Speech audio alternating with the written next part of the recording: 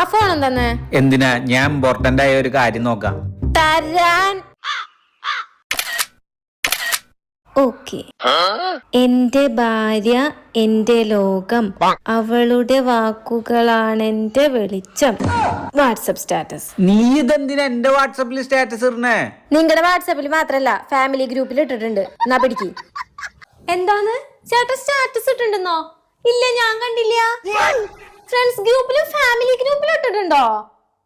എന്റെ ഭാര്യ എന്റെ ലോകം അങ്ങനെയാണോ സ്റ്റാറ്റസ് ഇട്ടേക്കുന്നത്? ഇങ്ങനെ കൊണ്ട് തോറ്റു.